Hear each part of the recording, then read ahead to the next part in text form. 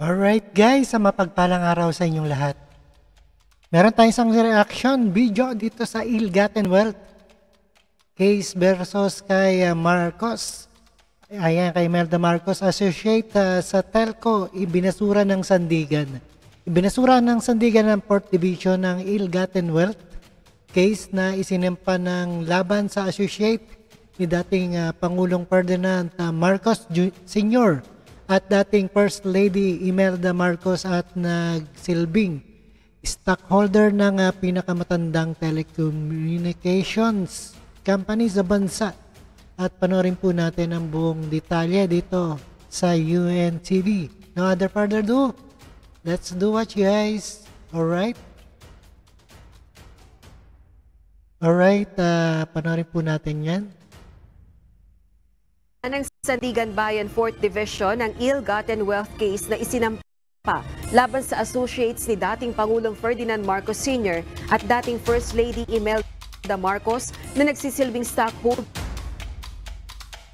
ng pinakamatandang telecommunications company sa bansa. Kaugnay ito ng 3,305 shares ng Eastern Telecommunications Philippines Incorporated o ETPI na inakusahang pinahawakan sa 10 minority stockholder para sa mag-asawang Marcos. Ibinasura ng Anti-Graft Court noong January 10 ang kaso laban sa grupo ni Nieto dahil nagpresenta lamang umano ng isang hindi kwalipikadong testigo ang prosekusyon.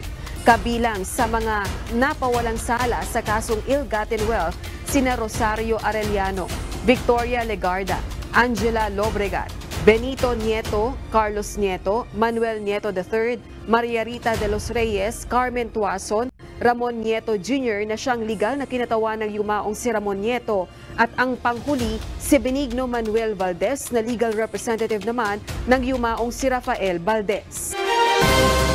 Alright guys, napakinggan po natin itong binasura ill-gotten wealth case kay Marcos associate telco ay binasura ng Sandigan Bayan at ito ay nalaman natin at maraming salamat sa inyong lahat at no further ado at see you again sa the next one reaction video ni Rob News. Thank you so much.